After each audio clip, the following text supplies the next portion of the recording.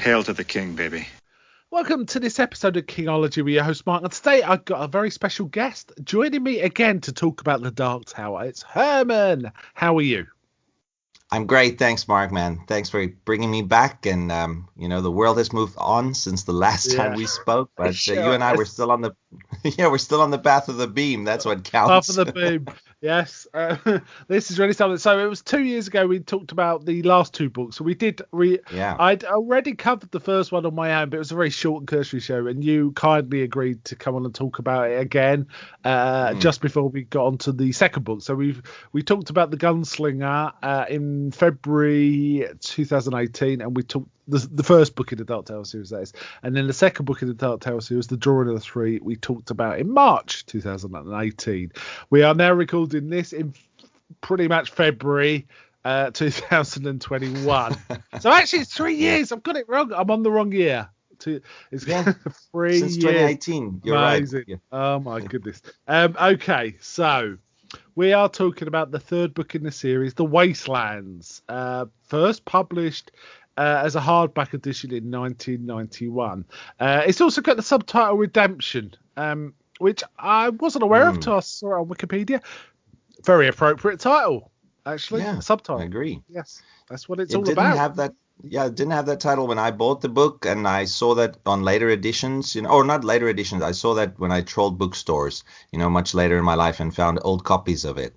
And back then it didn't make sense, Mark, in the 90s, but now it does. It's a very good title. As we go through the story, I think we'll refer back to that. And yeah, I think so too. So let's just briefly recap the first two books. The first two, the Gunslinger, is a much slighter work than these later ones, and it's essentially three characters, I guess, in the main: Roland, Jake, and the Dark Man he's pursuing, who goes by various names. I think he Walter or Martin. I always get confused. Walter or Martin. Yeah, he's Walter in the beginning. Yeah, his master is Martin. So that's the guy we'll be seeing. Yes. And they become conflated. Yeah. So we get some interesting things. Now, that world is a barren one. It's a sort of desert, bleak, very little water, not much going on. And that's kind of reflects the character and also gives it a much more Western vibe, a spaghetti Western particularly vibe, doesn't it? Which is what he was based on, originally, the Clint Eastwood spaghetti westerns. I think back then when King wrote that first novel, right, Mark, he was still very much just a one-note character. He was just writing a short story, or he was a young writer back then. And he's since gone back and rewritten that last book, the first book, The Gunslinger. Yeah, I think we discussed it. If I remember rightly, I couldn't really see much of the changes. It felt pretty much the same as the first time I read it. But I think if I remember rightly, I think we picked up we found like a Wikipedia page or something that told us some of the differences. They weren't big. But there was just some. It was more continuity fixing, really. I think. True. The rewrite. And then the second one was the world around Roland became a bit richer, like the physical world. He was on a beach with talking weird lobster things. And it's like not much more, a little more rich than a desert. Let's put it that way. Not much, but a little. But then sorry, go on. No. I was just going to say, immediately right off the bat, we were shocked, right, Mark? You and I both, even though we'd read it dozens of times before, that King would, so severely damage physically and mentally, it turned out, but first physically his his character right from the start, where Roland lost his fingers. I think we should mention that again. That's what happens right at the beginning of that novel. Yes. And he is a two-handed gunslinger before that, isn't he? And he becomes a one-handed gunslinger after because of those lost fingers. It was quite a shock. And it's there, the drawing of the three, there are these magical doorways, which transports it even more into fantasy. Because in a way, the first book's kind of dystopian, sci-fi, distant future. Kind of, isn't it? And they talk about the world moving on, and it's kind of, you get hints that basically everything's running down and reality is starting to fall apart. Time and stuff like that is starting to fall apart somewhat. And we're getting more of that in this. And Magical Doorways is like a next step, really, where he can go through and sort of see. And in that book, he kind of then becomes associated with Eddie Dean, Odetta Walker, Odetta Holmes character. And again, we were amazed that he was hampering himself all these weird quirks that another writer may not have. For example, a character with no legs, a character who's schizophrenic or split personality. That's right. And we were amazed. And I think King has gone record as saying these books are muse driven. They are, he doesn't plan these stories, he just writes them. Which is kind of like most of his books, if you think about it, right, Mark? That's why people have problems with his endings, because it seems that he doesn't really go by plot, he goes by character, which I love about him. I don't mind that. I do. Yes, I do. I think he's good at plot, and he's good at social interaction, and he's good at place. Setting. But endings sometimes is a problem. But yeah, and I mean, some of these books that are planned are not his best books as well. So it's like planning kind of interferes a little with his creative muse, and that's what we love about him. His characterization and so on. So that can be tricky. I think, for example, Tommyknockers was somewhat planned, and that suffers a little. I think because of that. And then we get to this book. Where we're in a richer world again.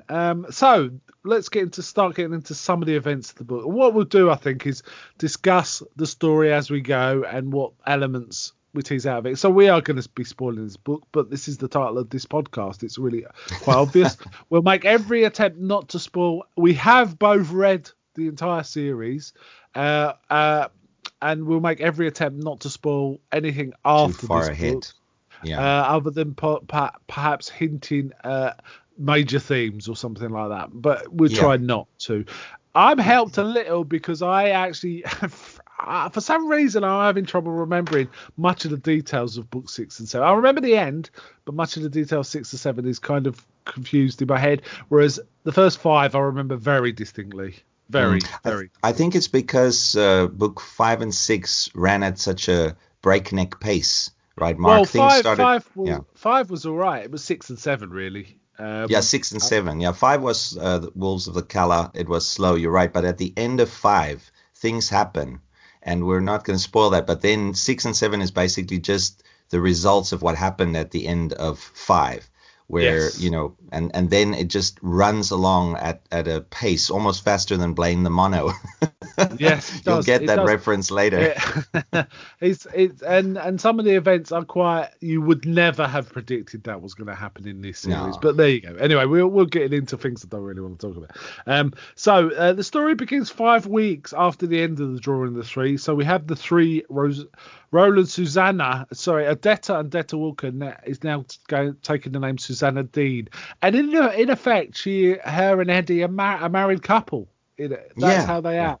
And that isn't expanded on or explained particularly, is it? It's just that it's there, and that's kind of cool, actually. Yeah, I did try to do some research on that way back when, right after our last podcast, Mark, just to see, because I started, I was jonesing on the Dark Tower back then, so I started reading this book back then. And then I saw that some people say that, Roland being more than just a gunslinger, being sort of like a knight errant that traveled, the borders of his country and went all over, performed all kinds of services. He could have been also been able to marry people. He had that kind of authority. But this is just speculation on the reader's parts. This has never been confirmed, not even in that book, The Dark Tower, A Concordance, which was sort of like an ancillary title written by someone to help, readers make sense of all the references and the slang in the Dark Tower. The writer there, I think his name's Robin Firth, he mentions that, Roland has the authority of, at times, a priest to bless or to banish demons. And if that be the case, right, he might also have the authority to marry people in his world. So, but right now, they're still firmly in Roland's world, though, this time around, because as we'll see later, they're going to cross a border into another world, which is almost another realm, if we think about it. So Roland might have seen, him still as having the authority to do that.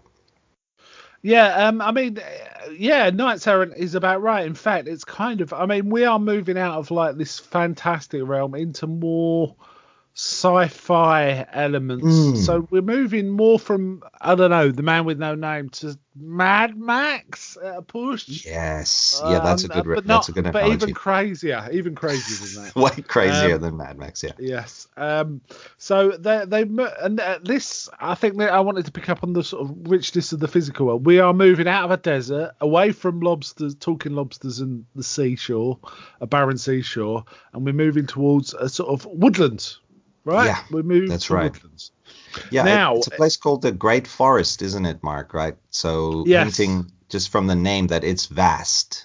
It's vast. Yeah. But like the woods in Lord of the Rings, right? It's kind of that kind of deal.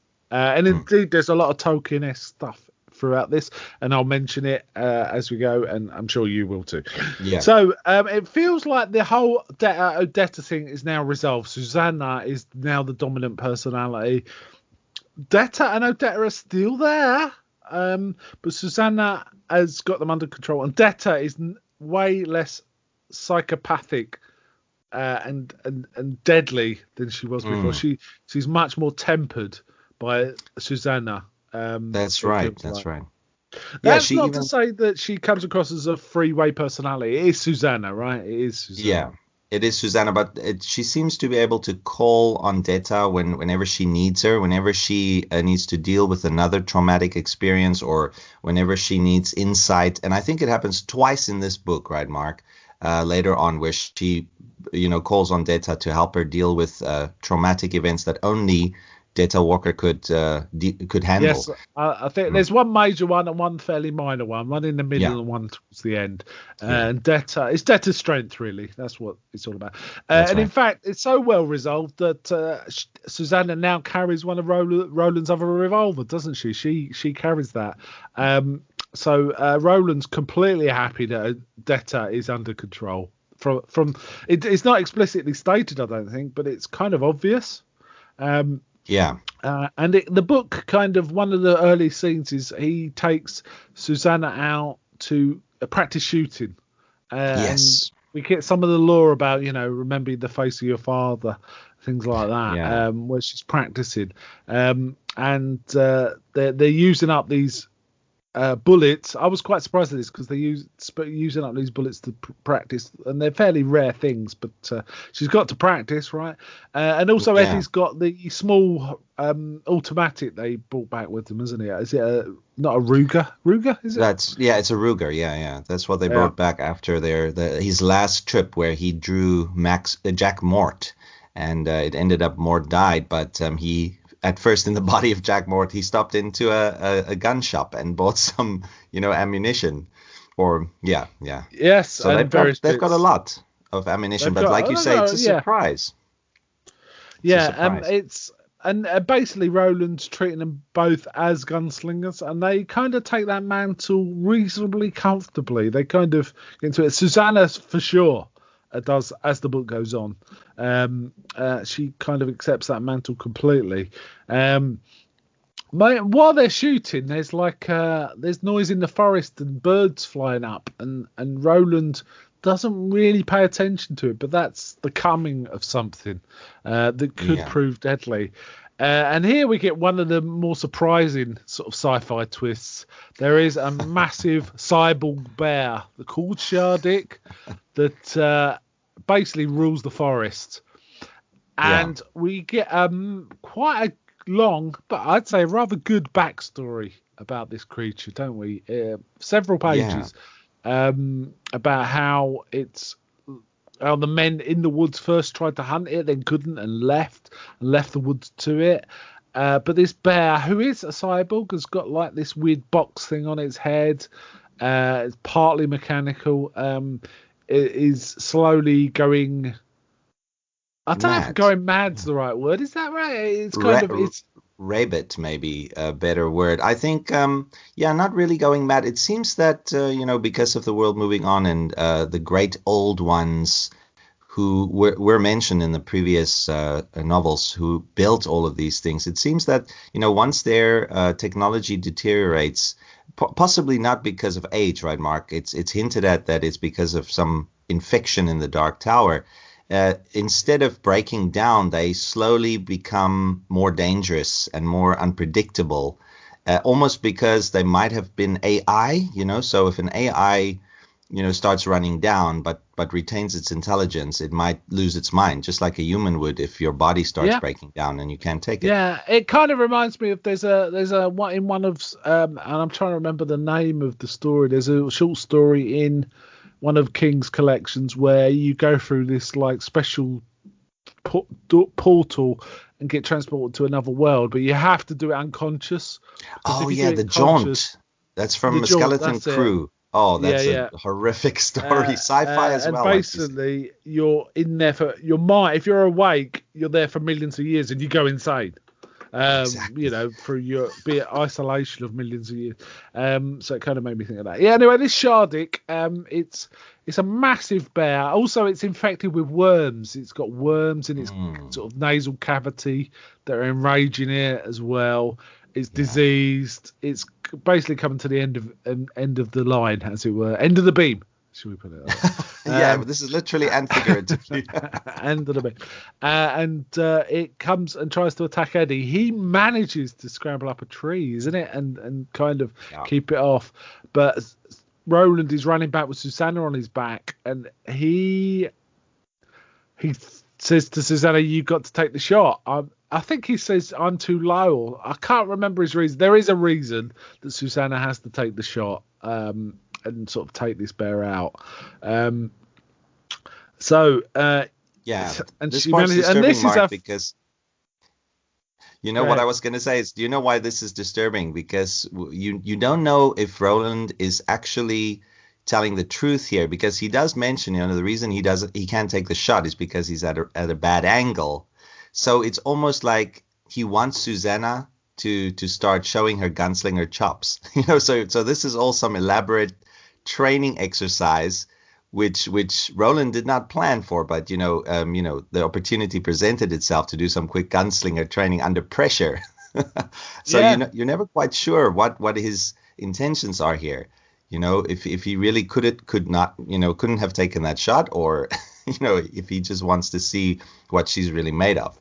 And that's kind of disturbing, because it's not written it's written in such a way you just don't know. Roland seems absolutely genuine when he says you have to take the shot, but that's Roland, right? Roland's kind of cryptic. And she takes out the bear, and then they look at it, and there's like the weird electronic device on it, on its head. It's like a box with a little radar.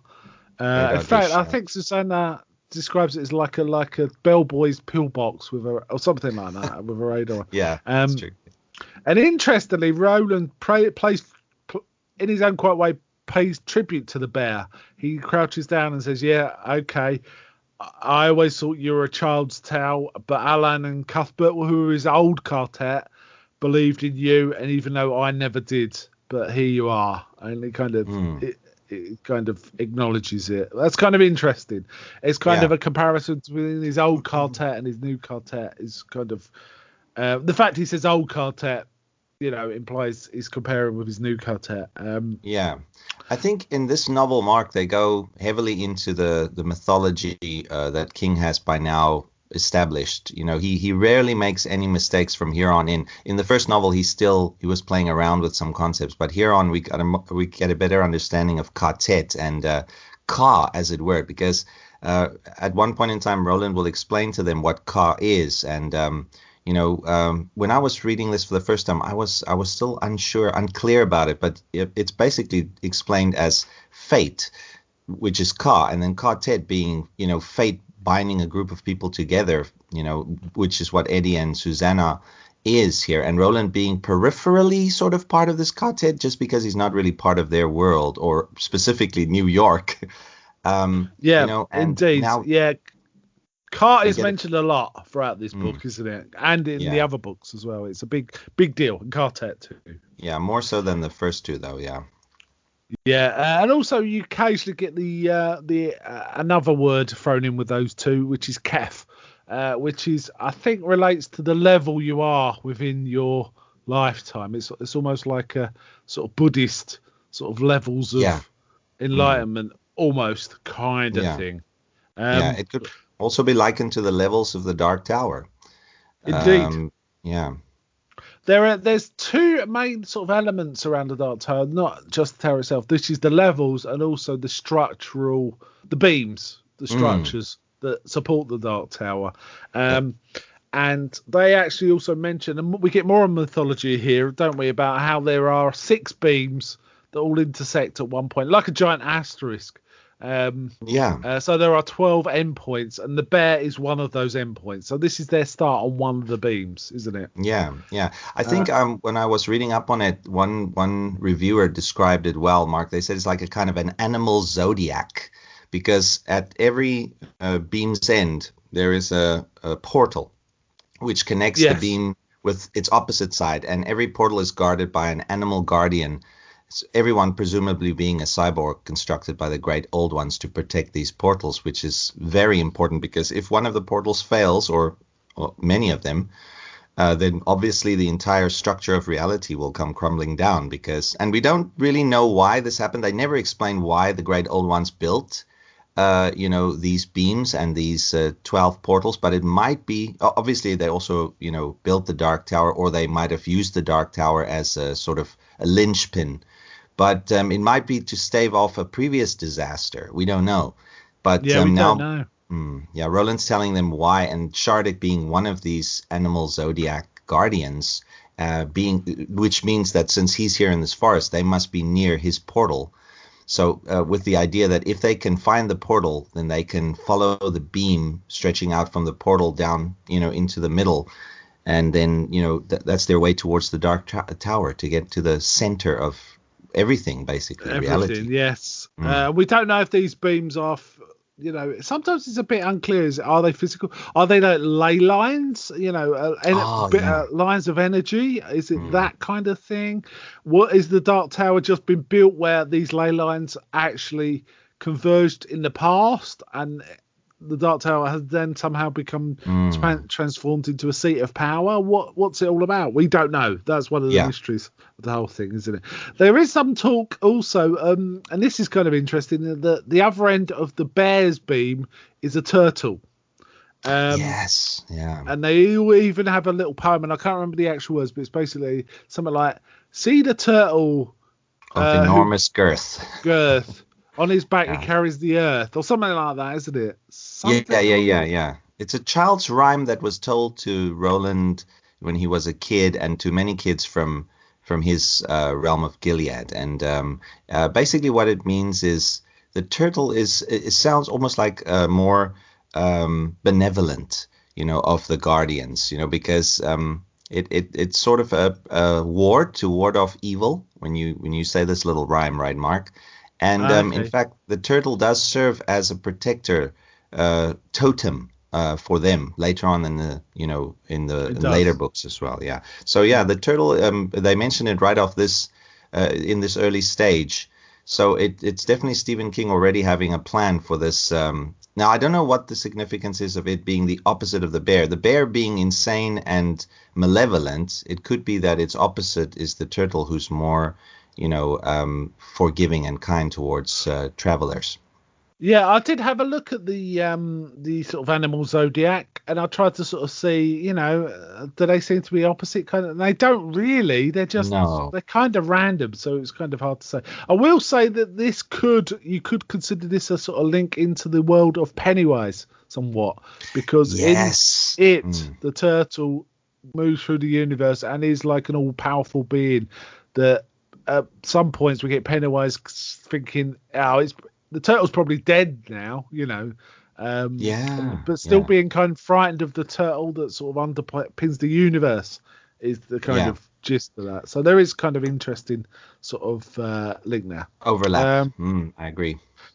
So as I mentioned, we've gone from a desert to beaches, bare beaches, into this woodland. So we're kind of getting enrichment, and this I think kind of reflects Roland's enrichment. You know, he's travelled alone for many years and taken on the attributes of someone who is alone. You know, very laconic, introvert, keeps his own counsel. Now he's in with other. He's got his quartet back. He's got a quartet. So he's starting to change based on this, and we get that throughout the book, really. In fact, there's a traumatic change about to happen. We're going to be discussing shortly that changes things fairly radically for Roland. He becomes quite a different character to the one we've seen in book one, for sure. Yeah, definitely.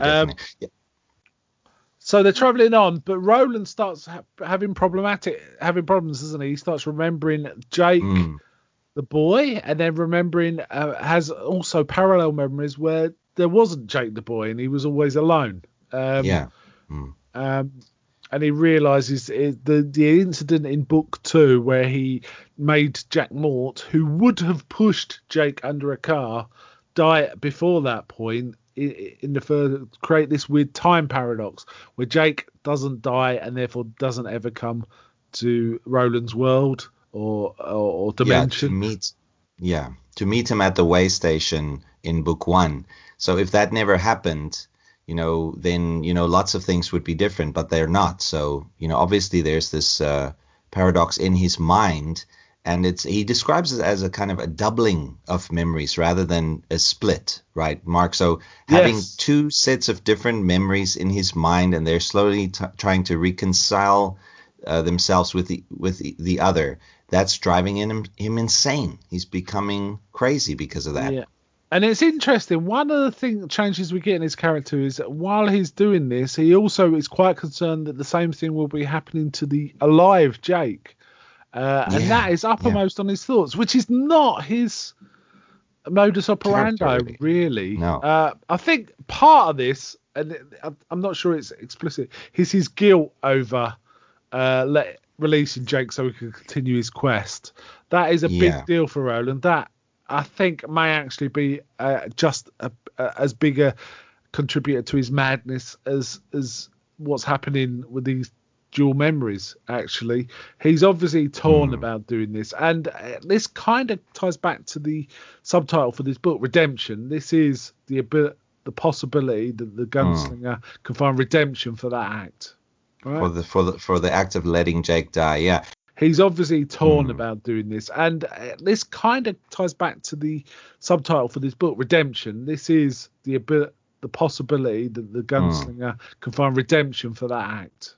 Right. For the act of letting Jake die. Yes. No, I agree. Throughout his history, it's hinted at that he's done reprehensible things in his pursuit of the Dark Tower, but it's never ever mentioned that he killed a child before he allowed Jake to die, which is tantamount to killing him, right, Mark? Because he did have the option to save him by going back.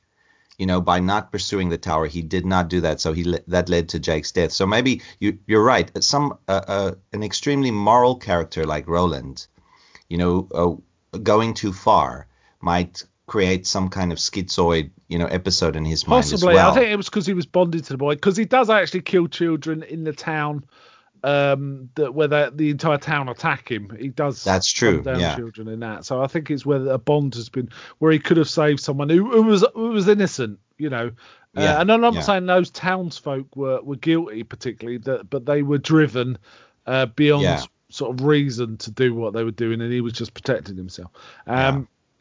So Jack's having the same problems in his school life and finding himself, unable to reconcile these memories, and he's sort of he writes a rather odd essay, doesn't he, that to him doesn't make any sense, but his teacher loves it. It's very odd, this, because his teacher thinks it's a brilliant piece of work, and he also talks about a character that we haven't got to yet, which is, you've mentioned briefly, Blaine the monorail is mentioned in this essay. Blaine is a pain. Playing it's pain. He skips school and he finds himself wandering around, doesn't he? And he comes across some weird stuff. First he goes. I think first he goes to this store, which is I can't remember. It's got a great title, but I can't remember what it is. Something like the Manhattan. Are you talking about the bookstore? Yes. The Manhattan Restaurant of the Mind. Restaurant of the Mind. Awesome. Where he talks to a Mr. Tower. Get it? Yeah. All the books there are presented as items on a menu, because, being served up to your mind, for your mind's delectation. Everything's on a menu, So they've got like a William Faulkner, lunch hour special or something like that. So, yes. It's pretty good. Pretty good idea from King, Yeah, it's great. He acquires a book called Charlie the Choo Choo. Oh yeah, Charlie the Choo Choo first. You're right. Yeah. Yes, he acquires that, and I think the bookstore owner also gives him for free a riddle book which has got the answers removed, so he cannot sell it in good conscience since it's not a second-hand bookstore. Yeah. So he acquires those, and then he finds himself in a weird sort of vacant lot where there's a single red rose. And I can't remember exactly the circumstances, but he realizes he can find his way to Roland's world by getting to a certain house. It's an old haunted house, or spooky house in Dutch Hill, which is actually also part of Eddie's childhood. Eddie remembers this house where the kids was kind of scared of it. Too. So there's kind of a joint thing there. Now this house in Dutch Hill has, I didn't realise this is the point of reading, but in researching for this, I found it. It's got the same wallpaper as the house on Nybald Street in It, which is like little pixies with roses. It's like little elves with roses. Wow. And that also ties into the rose from the vacant lot as well. But indeed, that's very interesting. And it makes me think that sort of the book, that the old Marsden house in the Salem Slot, the Overlook, there's the all Overlook these Hotel. weird places, right? King's great at writing haunted house stories, but he should do that more often, actually. Yeah. So it's a weird connection, and also Eddie has a dream, doesn't he, about kind of what he needs. No, sorry, he has a dream that's not connected to this, but he does come up. He has a vision later on which connects. Things. But you're right. He does have a dream, right, Mark? Later on too, Eddie. He does to dream, and in his dream he actually, has an interaction with Jake. So, but you're right. First he sees the vision. And he discovers a surprising talent, which is all linked to this, because remember, when Jake first went to the vacant lot and he saw the rose, he felt a sense of euphoria, and then he saw the rose and he felt this sense of peace, because at this point in time, he was also going insane. The voices were driving him mad, from his double set of memories. But when he got close to the rose, it receded, the madness receded, albeit temporarily. And then he passed out because of this euphoric, feeling. And when he awoke, he had a key, which was presumably gifted to him by the rose. And that's like what you mentioned, like how because since he got a key, there must be a doorway, and, that the key can be used on. So that's how he realized he could cross over into Roland's world. And holding the key, merely holding it, makes the voices recede further back into his mind, although they don't completely disappear. So this is not a solution.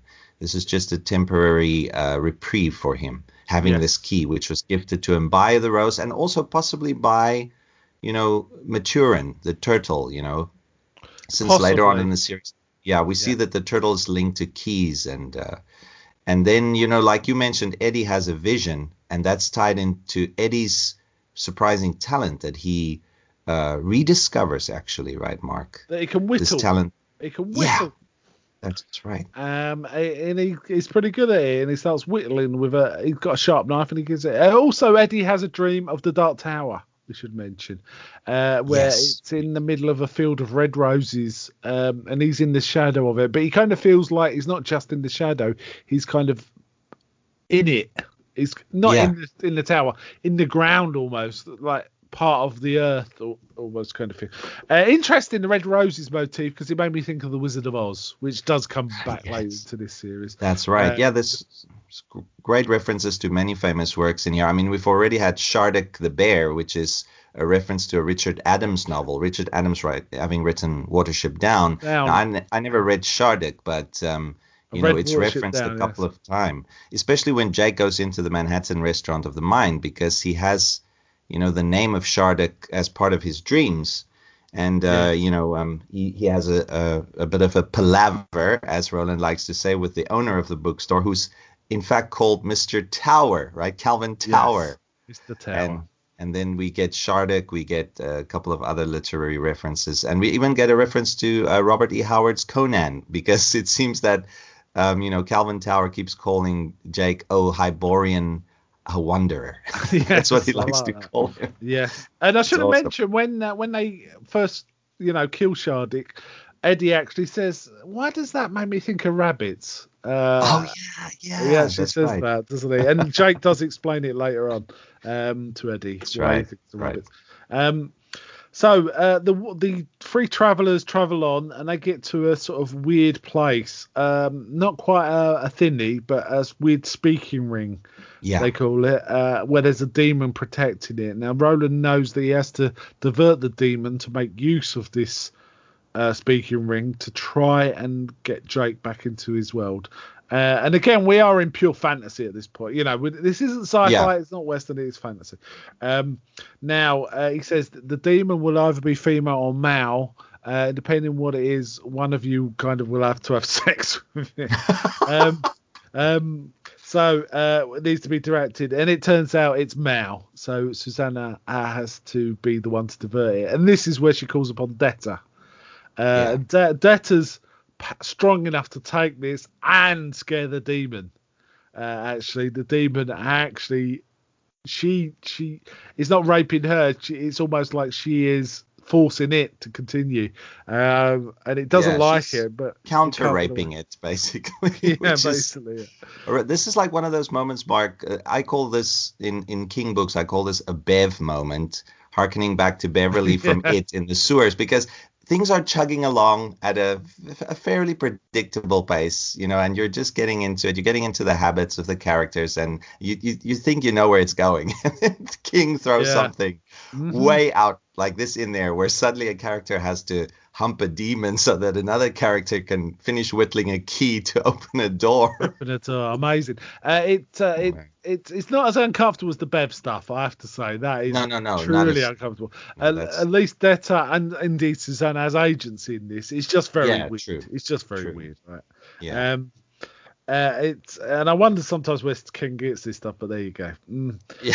Eddie can kind of see the key in his mind's eye, and he knows it isn't quite right, so he's whittling away. While Jake goes to the house, and the house almost entirely becomes a demon, doesn't it? A kind of thing. It kind of is trying to stop him going through. And it's quite another guardian, right, Mark? Another guardian.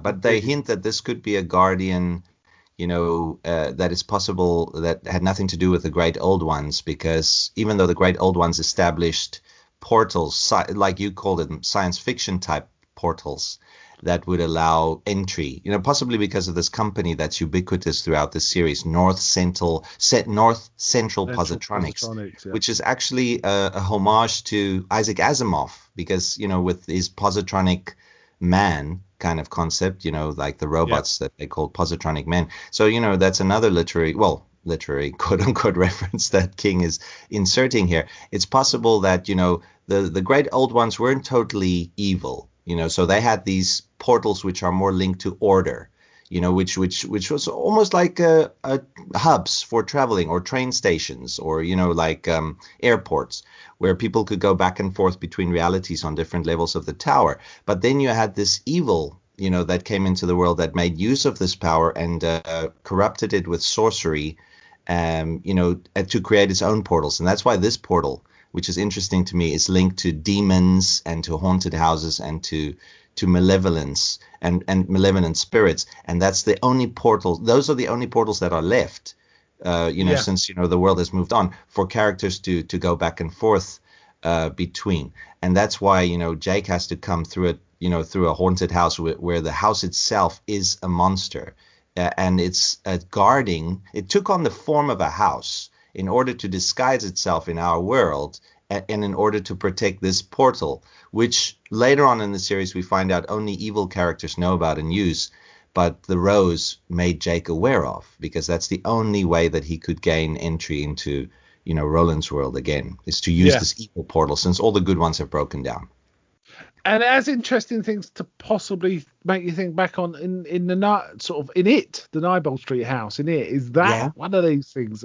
And is Pennywise part of all this too? Yeah. Pennywise doesn't actually come into it, but maybe there's some side references, but it kind of links. Yeah, it does. No, it does.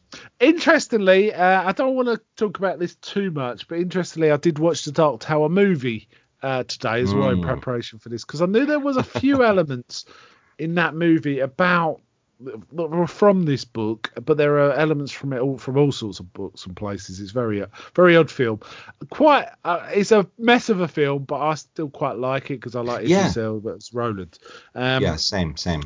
But one of the definite scenes that was a lift was there was a scene where Jake goes into this house and it becomes alive, which is a direct lift from this. So there is one scene in that film which is a lift from a scene from this book, which is kind of interesting. I don't really want to talk. I don't think there's much else to say about the film in terms of this book after that, other than there's something that's a bit similar to River Crossing, which is one of the places we'll be getting to shortly, but it's not very similar. Let's put it that way. So basically, they pull Jake through, and Roland grabs him. He makes a solemn promise that he will never let Jake go again.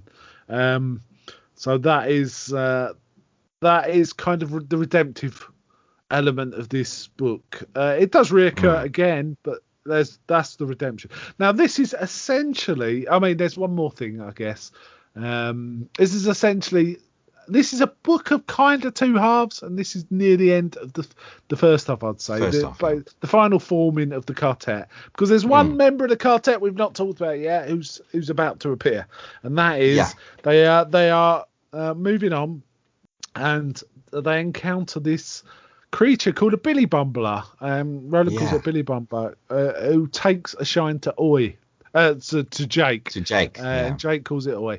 Now, this thing, I've seen some artist representations, but I always think of it as kind of a cross between a lemur and a raccoon, which it kind of is, but a bit bigger. Yeah. For some reason, in my mind, I've always seen it as a type of, terrestrial otter. I don't know why. Yes. I like to see it as having a more expressive face, because, a beaver and a raccoon, well, a raccoon has a very expressive face, but,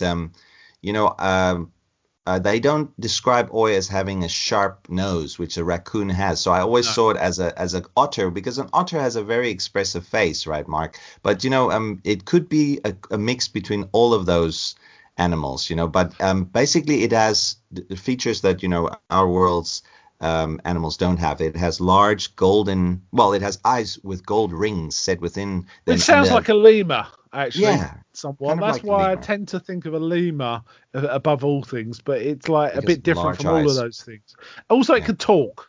It's a mimic, like a parrot or a minor bird. It can mimic words.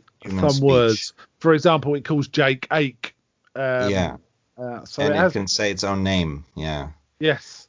And it's very intelligent, right, Mark? It can even do math. I mean, it does do math and explains things with numbers later in the story. Yes. Yeah. So this is where the three form as the five become the quartet. This is our five of the quartet. Yeah. And this, I think, is kind of the end of the first half of the story. Yes. And then we get more about them trying to move on towards the Dark Tower. They come across a small settlement, don't they? Which again is quite an enriching of this world. As Jake and Oi enrich the quartet, the environment is enriched for them. They come to this place That's right. called River Crossing, which looks a bit deserted, but it's full of these quite old people. Here we kind of see quite a bit more of Roland's mythology, don't we? Yeah, we do, yeah.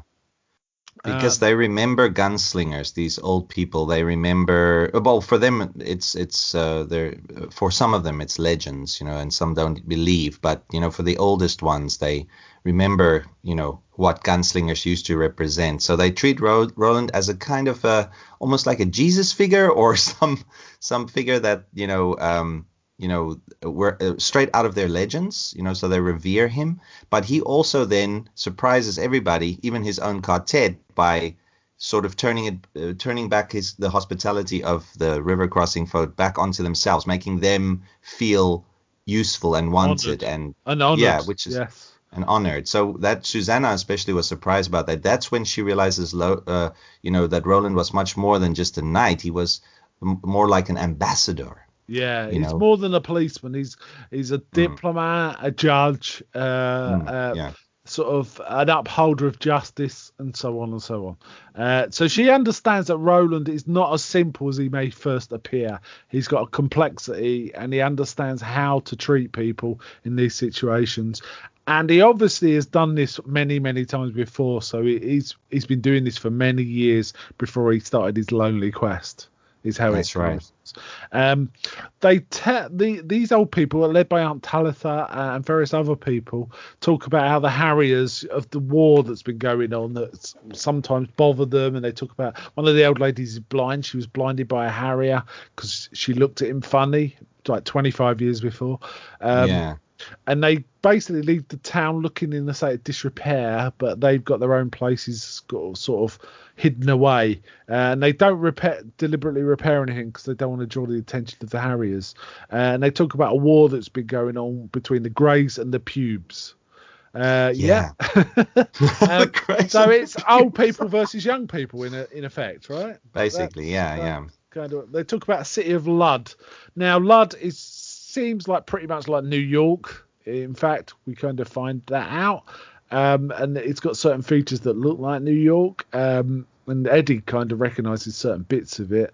And they have dinner with them, but Roland makes an excuse that they have to leave fairly quickly, and Jake's saying, why can't we help them a bit? And then Eddie explains to Jake why, if you do this, you're going to find, we'd be terrible if we didn't do this as well, and you end up staying there for weeks and weeks. And that's why Roland wants to leave as soon as possible. He's probably eating the last of their good food, and they'll have to go hunt. That's right. It's quite a moving sort of thing, the whole trip and everything. Yeah, the first time I read it, I thought it was overly sentimental, right, Mark? But that was just a reflection of who I was back then. On subsequent rereadings, it's a very finely written section of the novel where it shows, interaction with different characters. Because up until this point, they've been traveling for months without, seeing anybody in the forest. So, this is their first encounter since they were drawn on the beach, and since Jake came out of the portal at the the Speaking Stone ring, that they're dealing with characters of this world, and the characters react to them the same way that Jake and Eddie and Susanna react to them, with surprise, because this is the first time they've seen these people from another world. But Roland, he's in his element, and so it serves a purpose. It shows you that Roland is a much deeper and even more mysterious character than was hinted at before, because now you want to know more about Roland's life in the past, and all the adventures he's had, because he's not just a Judge Dredd type figure that hunts people down and enforces the law of Gilead. He's much more than that. He's more nuanced and with skills. Indeed. I mean, Judge Dredd is a good comparison though to some of his skills, but not all of them. Dredd definitely wouldn't be the diplomat of this thing at all. No. That definitely wouldn't be the case. There's quite a touching scene where the old lady gives Roland a cross and asks, because Roland says we're going to the Dark Tower, and she sort of, basically no one comes back from the Dark Tower.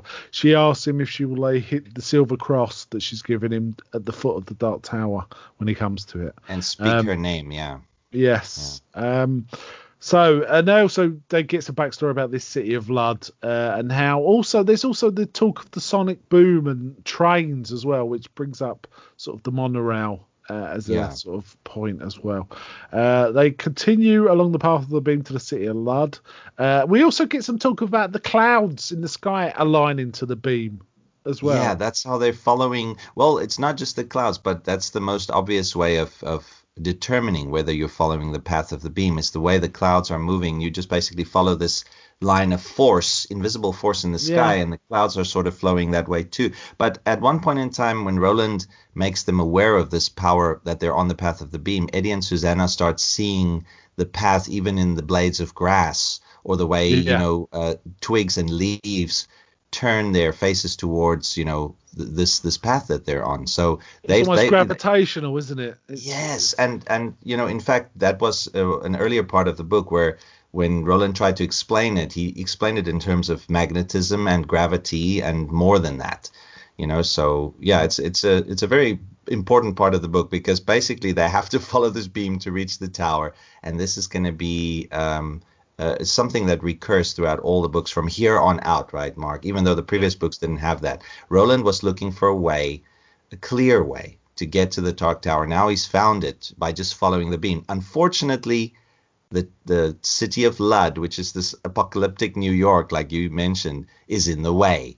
And at one point in time, Eddie, because they've been warned about the Harriers and about the war between the Greys and the Pubes, I think it was Eddie who asked Roland, or it was actually one of the old people of River Crossing, maybe brought it up, that couldn't they skirt around the city rather and avoid the dangers within the city limits? And Roland was like, no, it's in the path of the beam. It's car, isn't it? He says, we'll try skirting it, but there'll be some reason we can't. It's just car. We have to follow car. And in fact, I think Eddie's hopeful they might find someone who can help them, I think, if I remember rightly. Oh, and this is where something great enters the novel. Like, Mark, you mentioned earlier Lord of the Rings. A lot of this is inspired by Lord of the Rings. I mean, we'll get to the riddle section, the Hobbit. Part of it's inspired by the Hobbit, but the Lord of the Rings as well, because in the Lord of the Rings, there's a part where, needing rest and reprieve, every time the companions in the Lord of the Rings need some help along their way, they encounter the elves. First, they encounter the elves of Riverwood, and then they encounter later on the elves of, the Great Forest or something. Oh, which is also the name of the forest they were in earlier. And then, Eddie, having read The Lord of the Rings, he's looking forward to this, because he's thinking, okay, the people of Lud, they're possibly part of the great old ones. They're going to re-outfit us and restock us, and we're going to get some help along the way. And then he even, on the way, surprising his comrades, he would exclaim, bring on those wise fucking elves. Yes, he can't he's wait. Severely disappointed. Yes, he certainly is. As they get closer, they hear weird drums, which Eddie kind of recognizes but can't place, but eventually says, that's the drum beat from Velcro Fly, which is the ZZ Top song. And of course, Susanna and Jake don't know who ZZ Top are, but Eddie does, and it kind of makes him laugh. You know what? I think I might put that track at the end of this recording just to put it. They get these drums get described as the god drums. They're basically a call to war between the Greys and the Pubes. So it's kind of nuts. They also then come across a crashed airplane. Also, I should have mentioned there was some talk in River Crossing about David Quick being the leader of, I think, the Greys. The Greys. It was a big man who fell out of the sky. That's how it's described. But our quartet, they encounter a crashed airplane in which they find a rather large skeleton. And obviously, a big man was trying to fly this plane, and they assume that's the David Quick that was talked about. Yeah, and that airplane turns out to be a Fokker-Wulf, which is one of the Nazis, one of the German airplanes from World War II, right? Mark, that's strange in itself. That's strange. So there's tech from other bits of history around too. Yeah. Maybe it was in the Guggenheim Museum or the equivalent of that in Lud or something. Who knows? Definitely. It's never explained. Essentially, there's been centuries of war, and they have to cross a bridge that looks quite unstable. But Eddie recognises it as looking just like the George Washington Bridge from New York. That's right. Which then gives Ludd a sort of focus of perhaps it's New York. And there's some other things later in the book that suggest it's New York too, or what certainly a big American city. So they start climbing across a bridge, but it's windy and a bit dangerous. Eddie doesn't like heights, so that doesn't help. And the wind is quite gusting and kind of troublesome, to say the least. And at one point, it looks like Oi is about to fall, and Jake dives to go get him. Eddie, Susanna, and Roland all say no, scream no, but Jake's already gone. So basically, they're hanging off this bridge, and they work together to sort of recover it. And I found it interesting because, like, Jake rescuing Oi and in turn Roland rescuing Jake was again another reflection of that thing from the redemption. The first You're right. The first story. He let Jake go that time, and I think he even says, Jake says, "You never didn't let me go," and he said, "Never again." So there's a restatement of that.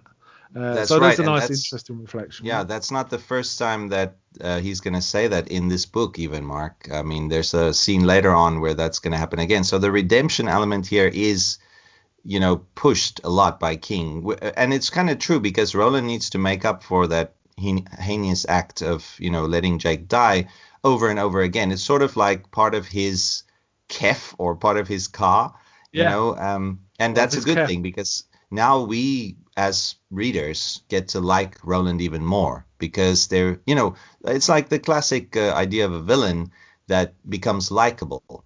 It's because he's got a redemptive arc in a story. I have to say, I feel this whole element of him like becoming more humanized reminds me a lot of the other Clint Eastwood film, Outlaw Josie Wales, where he starts off as a lone, total badass, but a loner. But as he acquires more people and is looking after more people, it becomes more and more human and civilized, and uses his powers to instead of killing people, trying to let them live. And there's a touch of that in this Roland, I'd say. Yeah. That's why some people say that.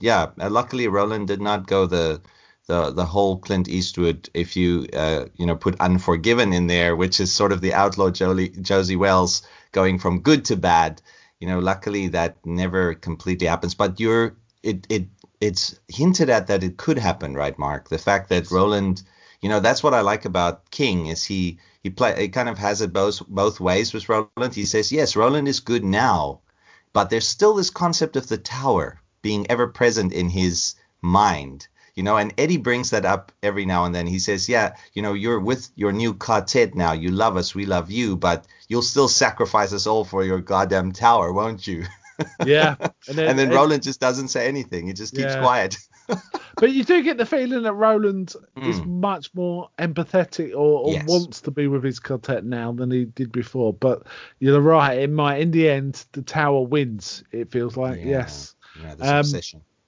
I feel like this whole bridge scene is also a restatement of like testing them all, their resolve and their commitment to each other as a quartet. So it's kind of interesting. But as they get over, they are confronted by the first character they meet from Ludd, which is Gasher, this old rotting guy, really disgusting, irredeemable character who's got a grenade. Right, he's got a grenade and basically says, "Right, I pulled the pin. You just hand over the boy." Yeah, and they were already warned of this at River Crossing. They'll kill your gunslingers like they look at him. They may take the woman for breeding, but the one they'll really want is the boy because a boy can be trained. Yeah, and also it seems that children are much prized, not even in Ludd, but even by the folks of River Crossing. Because Mark, this begs the question: why are there only old people in River Crossing?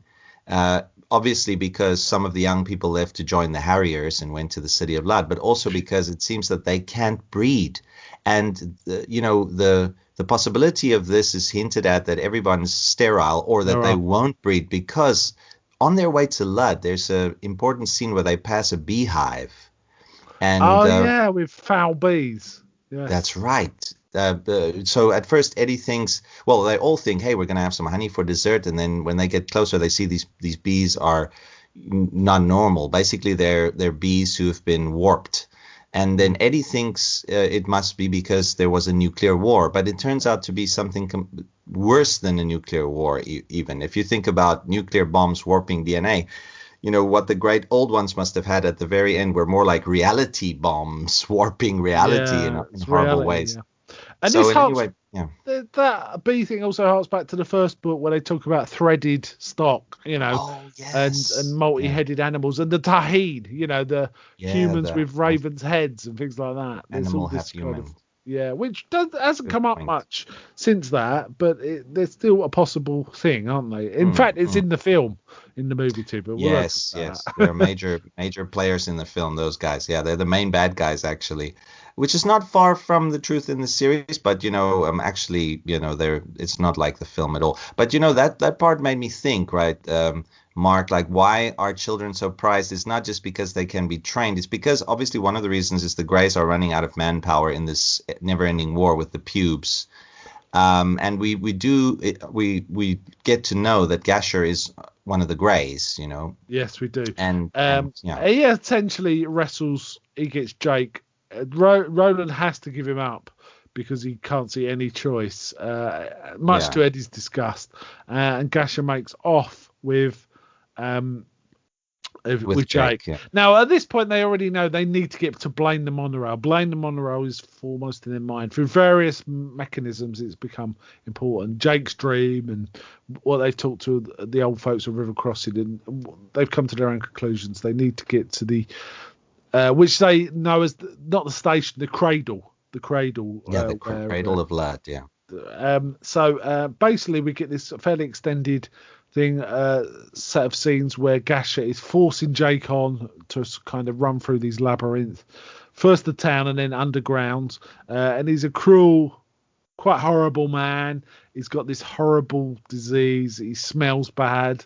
Poor Jake, right? I mean, the disease is called, one of the names of the disease is whore blossoms, which is what Roland described that. It suggests it's syphilis or something weird like that. And I think the old man also says, if I bleed on you, it's in the blood. If you bite me, you'll catch it. So and it'll only take weeks for it to come through. So that's kind of disgusting too. While Roland says to Eddie and Susanna they need to go find Blaine, and once they find Blaine, to fire in the air every half hour until Roland comes, and he is going to track down. And also he has Oi. He comes across Oi, doesn't he? So they with Oi, Oi kind of consents where Jake is and sort of track him, and Oi reluctantly but quietly allows Roland to carry him in some parts as well, which is unusual for Oi. He only loves Jake really. Meanwhile, Gasher's leading on, and it's a fairly extended scene, not overwritten. I wouldn't say that at all. It's just we are getting the full force of how horrible this person is, and he finally gets to his place where he meets the boss of the Greys, which is TikTok Man. Now this is an interesting contrast because if you compare it to sort of River Crossing or what Eddie imagined he might find, a nice civilized council, it's basically a sort of dictatorship, isn't it? This one man who's the only healthy looking man in the place from the sound of it, and is also very big. We find out he's a descendant of Quick. His name's Andrew Quick, actually, but they call him TikTok Man because he likes clocks. He likes clocks. In fact, he sees Jake's wristwatch, doesn't he? And when Jake says it's a watch, he says, "Oh, that's a good name." He's not heard that term for it. He calls it a seagull, which is again one of the Stephen King mythological terms, of this world. And then he prefers Jake's name for it because it makes more sense, because what do you do with a timepiece other than watch it? That was a good bit. Yes. Yeah. Also, Gasher is left trapped behind for Roland. He hears one detonate and he assumes Roland. And he says to Jake, your friends will have like tons of concrete on him now. And Jake kind of he's in despair at first, but as he goes on, he starts thinking Roland would not have fallen for that. So he realizes Roland's probably set it off deliberately to mislead Gasher. Which is what he did. And essentially, Roland gets right outside the room, doesn't he? And cannot get in. Doesn't know how to get in. He needs Jake to somehow depress the button or the lever that opens the inner door. That's the only way he can get in. And at this point in time, Mark, we've already had a couple of scenes where it's sort of hinted at by King that the quartet can read each other's minds to an extent, because that's how Oi found Jake, not just through his nose, because there were so many different varying smells down there. Scent. But basically by sort of feeling Jake's mind. And Roland, in fact, uses this power too, even though he's not a full member of this quartet. He has been part of a quartet before. He knows how this power sort of develops, which is strange because it seems that, Doesn't he actually manage to see something through Jake's eyes as well at one point? And he even sends his thoughts out to Oi. When he wants Oi to do a bit of reconnaissance, right? And then we see Oi's phenomenal math skills. Yeah, he says, how many of them are there? And he taps out 6, and then a 7th, and he says 8 with the 7th. So Roland knows, but he's kind of willing Jake to press the button, isn't he? However, it doesn't quite come to that. Jake, at one point, I think when Oi falls through the grate and attacks the TikTok man, drives Jake to sort of distraction, and he manages to pick up this kind of old machine gun thing and shoot at TikTok man and kind of hit him in the head, and part of his scalp comes away too, but then Gasher grabs the boy and starts strangling him, and all the while Roland's still outside, but the door opens, and I like it. Gasher's like, you. And Roland says, me. And then blows him away. And then blows him away. And then they they know that they want to try and get to Blaine. I'll come back to this, but in the meantime, Eddie and Susanna are making their way through the town and they get attacked. And here we see Susanna becoming more of a gunslinger. This weird, mad-looking, what she thinks is a child, starts running towards them with deadly intent, and Susanna just shoots it dead. She was dead. And luckily it turned out to be a dwarf. A mad midget or something. And these other people were attacking, but Eddie and Susanna take a few out and terrify the rest. And they get some of them to lead them to Blaine. And they're the people saying, if you go past this line, Blaine will kill you with blue fire and stuff like that. But they managed to get them to take them there. So basically, Susanna and Eddie are on the right path to go towards Blaine. In the meantime, in all of this sort of madness. Anyway, Roland and Jake have realised they need to get out of there, but then suddenly the speakers light up and Blaine speaks. And we get a weird thing with little Blaine and big Blaine. There's a little child's voice sort of underlying some of the dialogue, and then suddenly Blaine comes on, and Roland's aware that big Blaine is not aware of little Blaine, and he might be able to use that to his advantage. So again, that speaks to the AI, being able to mimic the human mind, right, Mark? Because in fact, schizophrenics are not aware of their other selves. Yes. Or people with multiple personality disorder, I should say, they're not aware.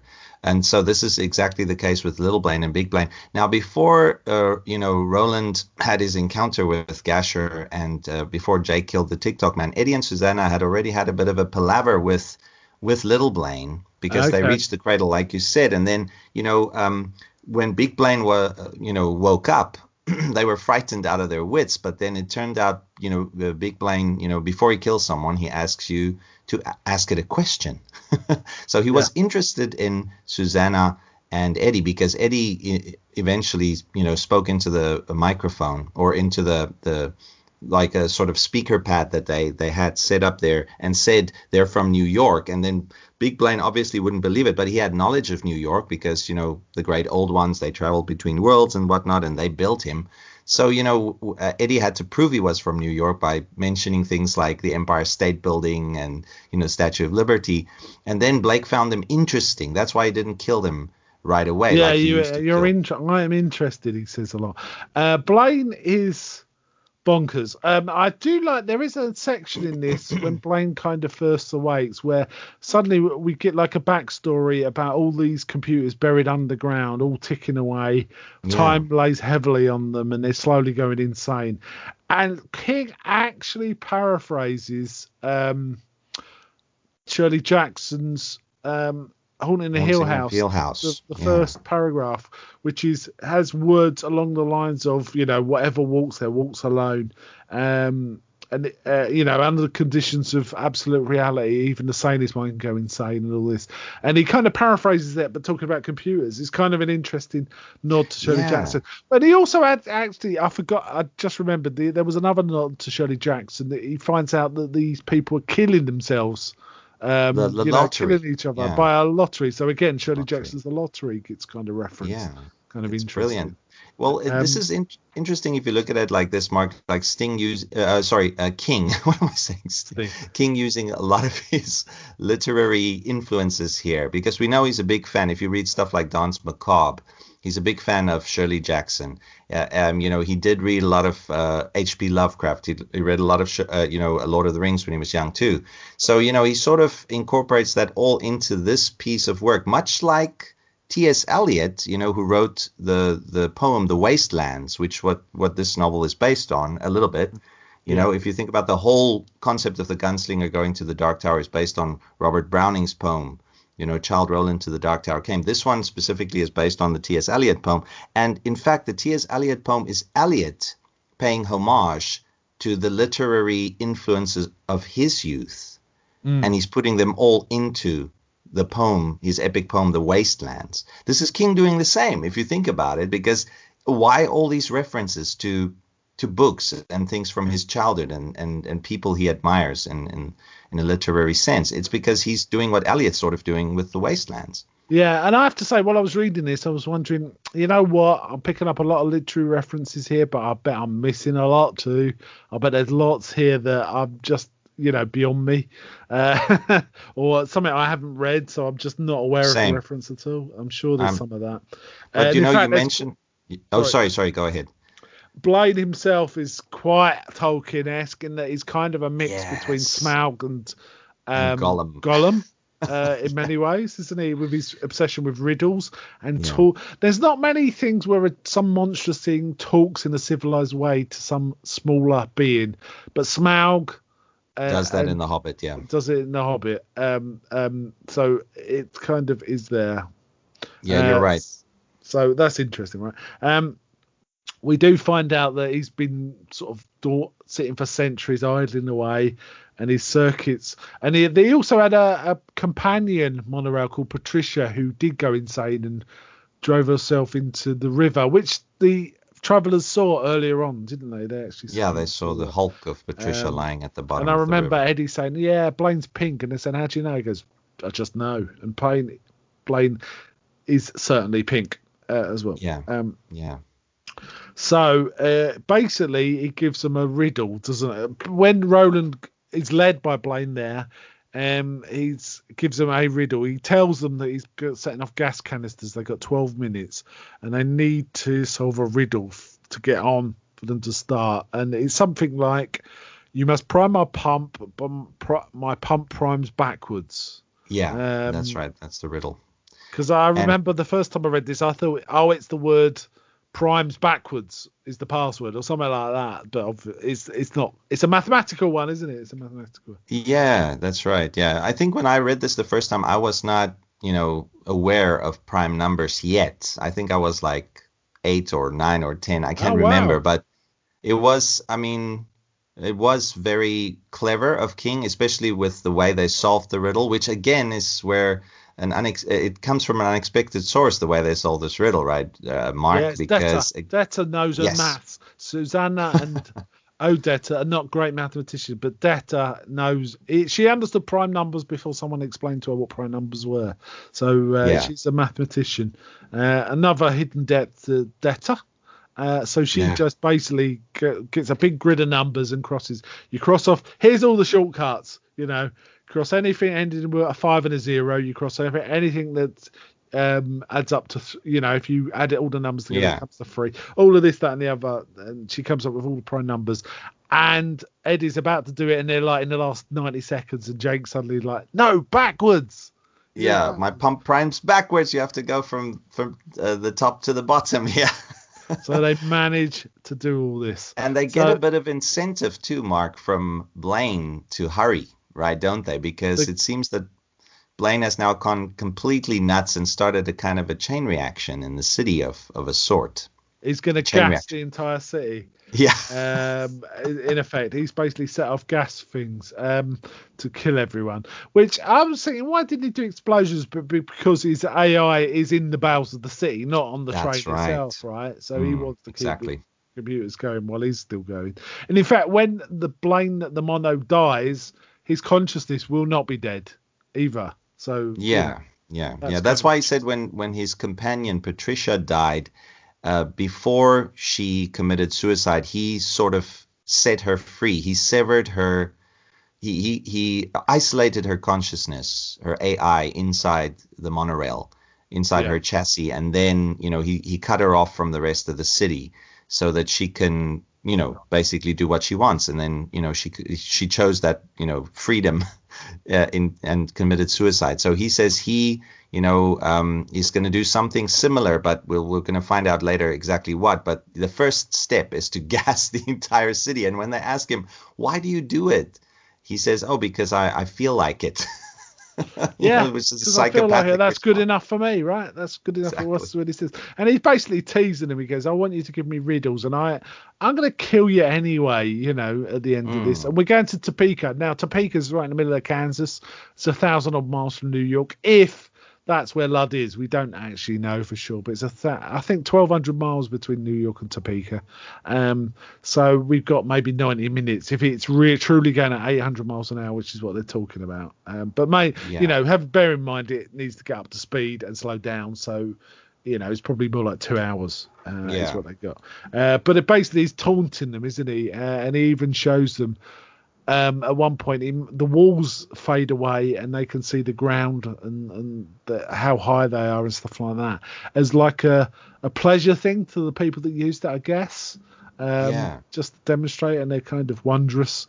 But then he starts showing them as part of his taunting what's really around them, and they get like this horrible wasteland and they realize there's like these weird pterodactyl like creatures flying about, and then in another part there's like weird giant beetles scurrying around way below them, and these giant snake things eating the beetles. Now I was wondering about this. Is this Earth, or is this another dimension, or is this indeed a synthetic creation of Blaine to taunt them? This is something. It could be Blaine taunting them with a synthetic thing, but stuff like what we've seen before, right, Mark? Like the beehive, and the diseased people of Ludd being on the outskirts of the wastelands already. I think this is more akin to The Mist. Remember the the short story The Mist. Yeah, even though there isn't an actual mist there, this is sort of like another dimension impinging on our own, which goes back to the great old ones in their war. Their reality bombs might have opened these rifts, or it might have warped, the prevailing wildlife of this world. But I'm thinking more it had a different effect. It's sort of like, in many of King's books, stuff like From a Buick 8, or many of his short stories, The Mist being only one of them, there's this sense of other worlds impinging on our own, which he gets from Lovecraft a little bit. Yeah, it's very Lovecraft and Lovecraft's progenitors too, but mainly Lovecraft. True. Really, it comes back to Lovecraft. In fact, he rarely, given that King actually loves Lovecraft, he doesn't use Lovecraftian motifs that much. The old ones is not like the ancient gods. It is not people, at all isn't like it? the great. Yeah, they're people. Yeah, they're flawed. They're fallible human beings, and basically they're us, right, Mark? Maybe a couple of years into the future, because North Central Positronics being the company, and there's also mentions of a place called Lemerck Foundry, which is possibly the factory, branch of North Central Positronics. Yeah. And they're mentioned in the later novels as already being extant, being, existing in New York, the New York of Eddie's time, which is the furthest into the future we get in the later novels. So we see that, basically the great old ones are us, but a couple of years maybe further along. And that also ties into stories like The Mist, because if you think about it, the Mist had this military complex which experimented with, and that's where the rift happened, this military experiment, the Arrowhead. Now, the Arrowhead Project. Now, the Arrowhead Project, right, Mark, that will play a part in later, or it will be referenced in later Dark Tower novels. And it's also referenced in earlier books like, I think it was Firestarter, and, where the Arrowhead Project is responsible for the powers that those people, the psychic powers that they drug induced though. But basically, the great old ones, we're them, a little bit further into the future, because we never see very far into the future, do we? No. Right, Mark? We never get to see the full height of the great old one's civilization.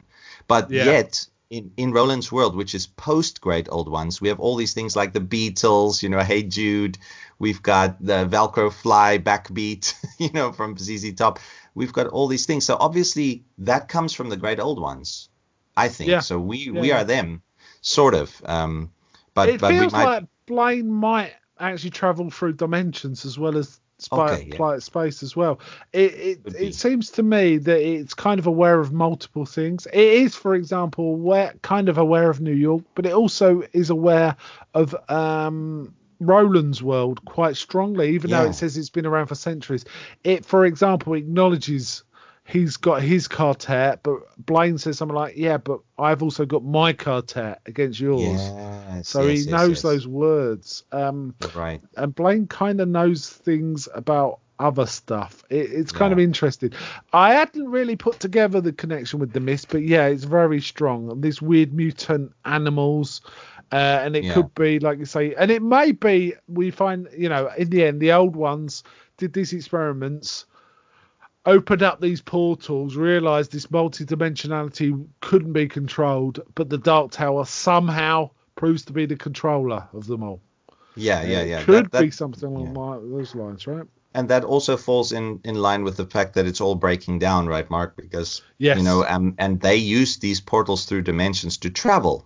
That's why Blaine is a form of travel. So obviously, since the portals are breaking down, it might also be the reason why these creatures now are here, where they're not supposed to be, because they've entered through portals and then we're stuck here somehow. Portals that broke down, that were open at one point in time without any, control, like you mentioned. Yeah. So there's lots of interpretations. That's why this novel's so rich in terms of, just its implications.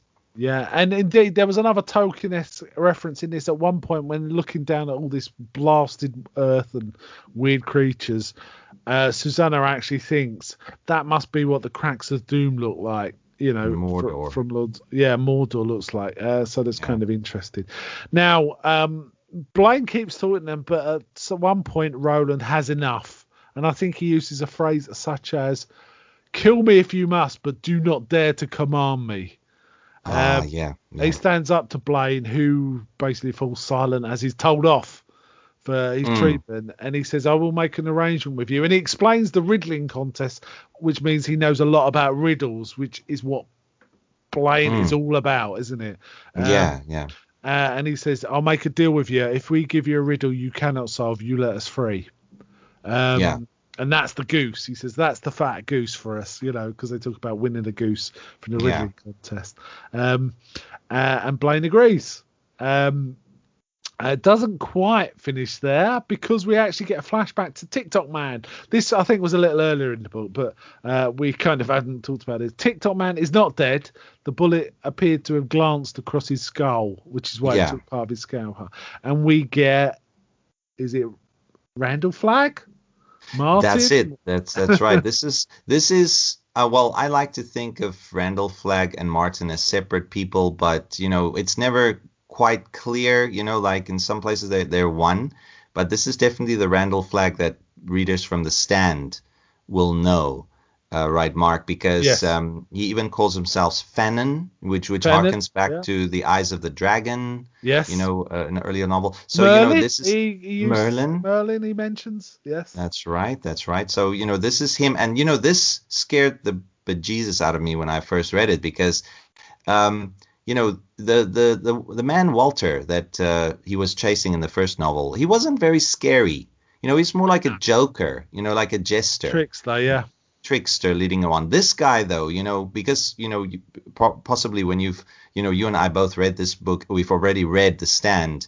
And when he sort of introduces himself to the TikTok man, I'm like, oh, damn, this because Flagg was such a frightening character, in The Stand, to realize that he could have possibly survived that, or that this could be pre The Stand. It comes down to the same thing, when a character like Flagg enters another of King's books, it means that there's some serious trouble for Roland down the line.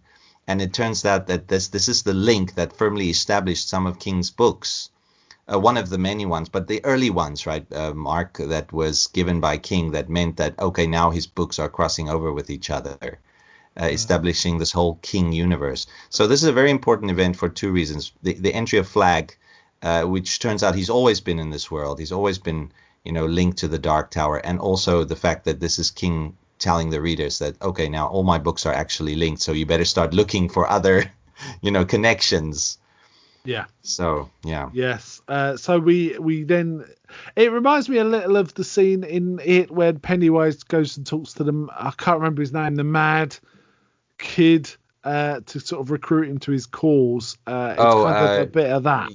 Yeah, the bully. What's his name? He's one of the best bullies that King has ever written. Yeah, and I can't remember his name. It's quite annoying. Yeah, me too. Oh man, that's almost like blasphemy. Henry.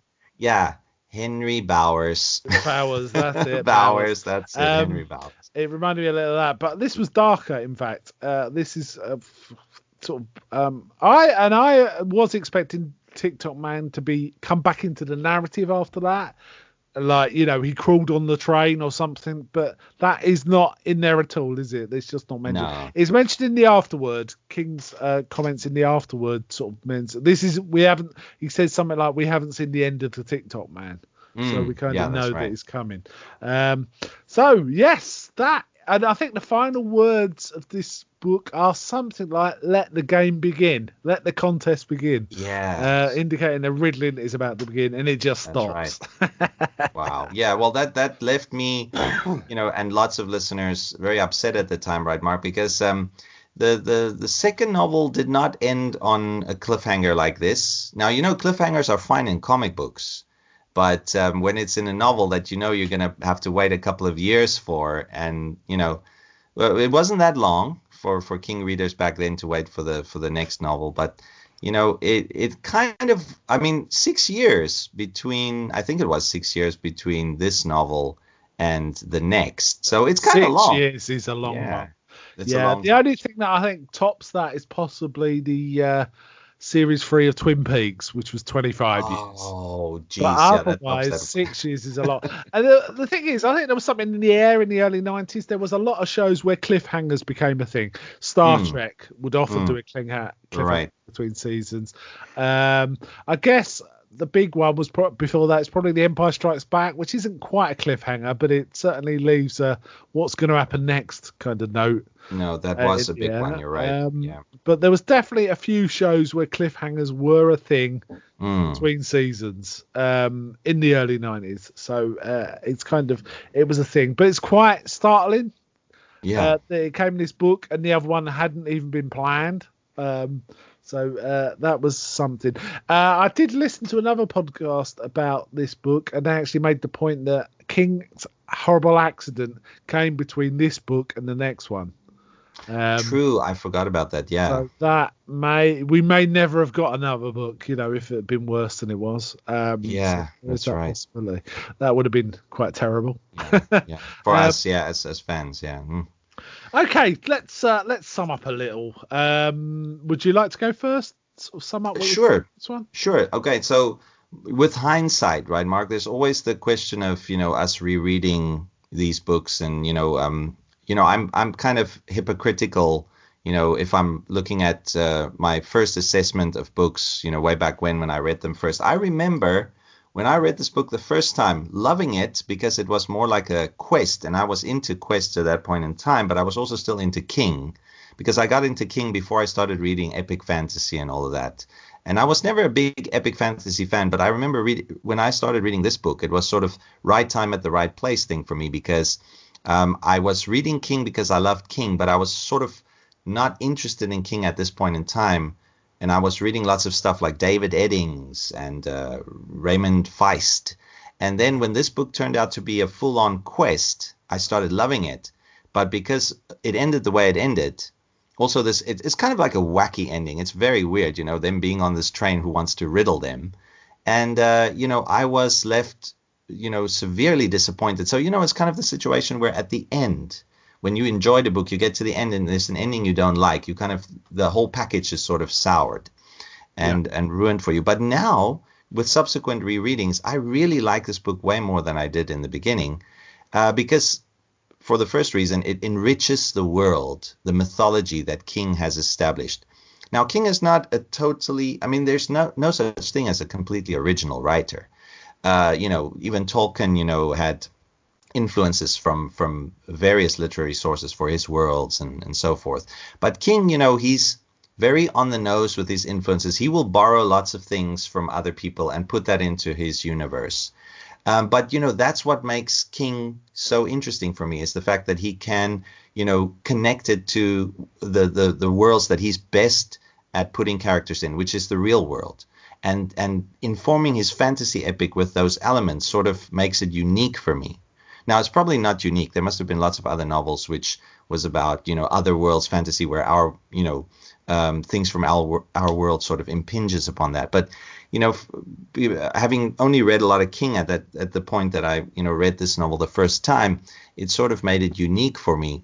And, he's fleshing out this mythology, which is uniquely King. And it's surprisingly deep and rich, sort of almost rivaling, I would even say at the very end, exceeding that of the Lord of the Rings.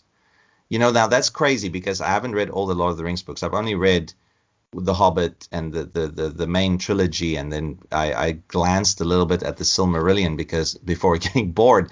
So obviously, I'm making a statement here that will make Lord of the Rings fans sort of, look for my head.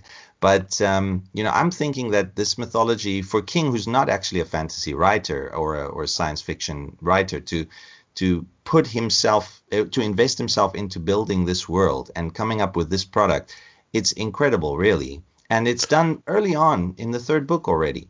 So that's one of the main reasons I love this book. And then overall, also the character development, Mark, before I finish, I must say that is always first and foremost. I mean, in this book, you already liked Eddie and Susanna from the previous books, but, they're totally different characters in the beginning of this book. And in this book, I think you get to love them. And you get to love Jake. And you get to love Oy. And King does that within the spate of just 100 or so pages. You're already so invested in their lives. And then, Roland is the biggest reason I think this book appeals to me and why it gets almost a 5 out of 5 star rating for me. Like I say, in hindsight, because we know, what's coming after this, where I probably would have given 3 out of 5 stars before, just because of the ending. I'm thinking, it's a 5-star book for me because of the fact that Roland is redeemed. Like you say, the redemption part of the book. And we needed that as readers. We didn't know we needed it, but King made us realize we needed it if you're a fan of the character of Roland. So it's sort of like you're a fan of a character and then he turns out to be so much more than you initially thought. So that's why I got to give this book, a very high rating. Yeah, would you say it's your favorite in the series, or was there one above it? No. There's probably, I would say, the next one. The which next is one, Wizard and Glass. Yeah, I agree with you on that. I think we also discussed that last time we both agreed that Wizard and Glass was marginally better because it's a richer look at Roland as well. That's one of the reasons. That's but I think I agree with you. This is possibly my second favourite of the entire series. Same. Basically, I really like the first 5, but I have trouble with 6 and 7 because I kind of conflate them together. I'm looking forward to getting to them again to sort of, because there'll be my second read through of those, whereas the other ones I've read several times, But yes, there is a richness to this world that's kind of as rich as any in literature. I think comparing it to Tolkien is not unreasonable. It compares favourably to, say, Dune. If you go through quite a lot of the Dune universe, there's lots of richness in that in a different way. It's much more a political sort of richness than character richness, though there is character richness in that too. But compare it to sort of more recent sort of world building like Harry Potter or look at Game of Thrones. Say it's a richer world than those. I would say. I agree. Yeah, definitely. There's way more complexity and stuff going on. But it's not just about the richness. It's also about the writing. The writing is very fine. Very fine in these. It's very surprising in places, and we've talked a bit about some of the places we do get surprised. But as with the Best King, it's got a kind of authentic feel. You feel immersed and not particularly ever taken out of it. And it's only these very odd things that sometimes King puts in that maybe takes you out of a certain world. But otherwise, it's got the authentic feel that King sort of excels at, and why I believe King's one of the finest living writers at the minute. I think he's severely underrated still, personally. I agree. But we're on a podcast called Kingology, so we'll that. We're biased. I have also read, I should mention, I think you may have read some too. I've read some of the Dark Tower comic books, which are pretty fine as well. There's some interesting stories that you do not see in any of the written stories. Excuse me. And it's all sanctioned by King, right, Mark? That's the nice thing about the comics, and it sort of fleshes out the history more than the current events of the novels. Yeah, there's certainly interesting stuff about his early quartet and Roland. That's as well. right. That's worth reading and exploring too. However, get back to this book. Yes, I'd say this is a very fine book. It's second only for me to Wizard and Glass, which is the next one we'll be covering when we get to this. But I just feel there's a certain richness to this that we did not have in the first book. There is a richness in the first book. The world building is quite amazing, but it's kind of a barren landscape. This kind of fills it out. They're basically Roland's interacting with civilization. In his civilization, I should say, not in someone else's like New York and stuff. He's interacting people from his world, so we're kind of getting a bit more Roland. Which I find very interesting, and one of the reasons I really like the Wizard of Glass 2, because we get way more of that too.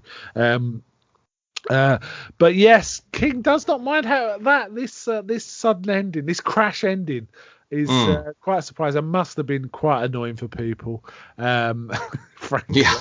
And I often feel it must be the same way when they started reading Wizard of Glass, because I've got to be careful. I don't want to spoil anything to yes. It's basically a big diversion. Let's put it that way. It's a big diversion of the main story.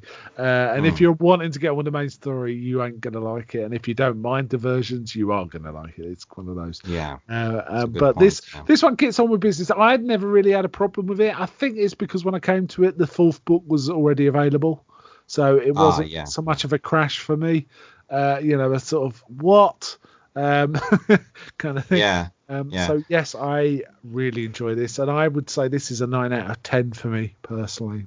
I gotta agree with you. Very little to find fault with here, Mark. So no, it's a very enjoyable entry, even though it's in the middle of something, which there's a larger tapestry that still has to be woven here by King. But and that speaks to its strength, right? Like, you can put a novel that doesn't have a definite ending as one of the best you've read from King. So that shows you his endings don't always matter, actually, if you think about it. Don't. I agree. It's the journey. Yeah. Yeah, that is quite right and quite appropriate for the one we're talking about, actually. Excellent. Yeah. Okay, let's wind it up there. Other than Herman, please tell us how anything you want to tell the audience about what you're up to. Oh, okay. Well, I'm still doing the Long Box of Darkness podcast, which is a horror comics podcast focusing on comic books, horror and comics from all across the board, from the independents and from the big two, DC and Marvel. And Mark, you've appeared on that in the past. We did a Gabriel Devil Hunter, one of the Marvel monster magazines. I have to say that was one of my favorite guest spots on any other podcast. That was so much. He's such a great comic. That particular issue is it needs more people to know about it. It's like one of the best single shot stories in all of comicdom, in my opinion. I have to agree with you. Yeah, I have to agree. Well, you introduced me to that. Do you remember? Like I knew about the character of Gabriel, but I had never read that particular issue. He's not served in the. I mean, some of his early stuff's great, but later on, not at all. He's kind of integrated into the Marvel universe and used fairly poorly. His early stuff's the best, but this particular one is the best of the best. So I would advise all the King fans. You'll definitely find a whole different side of Mark. Still very horror infused, but yes. A bit of your childhood there, Mark, that comes to the fore when we did that episode. So I like that. And in fact, we had a listener, a guy from Scotland called Martin Gray, and he's written several emails to me saying, when are you going to have Mark on again? There you go. We got to find a story that the thing is, that's such a standout one. It's really hard to compare. Yeah. But there are a few. We could talk off air about this, but there are a few sort of things from my childhood and teendom that I can sort of talk about at length for sure. I would love to have you on again, man, and that will increase my listenership, like that episode in fact did, if you look at my podcast stats back then. So, thanks for that. But then, related to that is my other show, which I do. Oh, by the way, my Long Box of Darkness show now has a permanent guest host, a lady from the States called Misty. She's I really like Misty. She's great. She's great. Yeah, she's really great. She's a much younger horror fan, much newer to horror comics, but that's what I needed, right, Mark? I needed a fresh set of eyes so that I can, again, live vicariously through someone else's experiences of horror, because I've sort of lost a little bit of my sense of wonder, with old age. New blood. Yeah. So, she's there. She's the co-host of the Long Box of Darkness. And then, I'm doing another show, which is more firmly centered in the comic book realm, which is Into the Weird, where my co-host Billy and we talk about the Marvel Bronze Age of comics and all the weirdness that stemmed out of that, from the Doctor Strange to the Morbius, the living vampire, to the Man-Thing. That's not porn related for all you non-comic book readers. And also, all the general kookiness of those drugged up Marvel bullpen writers of the 70s. And yeah, that's the second podcast I do. And then something you might find interesting, Mark, I've recently started a passion project, a podcast called Strontium Pod, a science fiction comic podcast. I see where this is going. Strontium Dog, right? Strontium Dog and 2000 AD and science fiction comics in general. I think they're woefully underrepresented in the podcast realm. Not a lot of shows focus specifically on science fiction comics. There's a lot of 2000 AD podcasts out there. But, my intent with this podcast is to have guests on from, everyone that I've met over my last 5 years of podcasting and getting them to talk about their favorite sci-fi comics. But there's only been 2 episodes out. So, it's early days, but those are the 3 that I'm involved in. Yeah. So if you want to talk early days, Judge Dredd, I'm your man. I am your man. I'd love to. Sure. I'd love to. Thanks, man. I'm going to hold you to that. No problem. Okay, let's wind up there. So thank you for coming on, Herman. It's been a real pleasure. Always a pleasure from my side as well, Mark. Thanks again, man. You're very, very welcome. So bye from us until next time.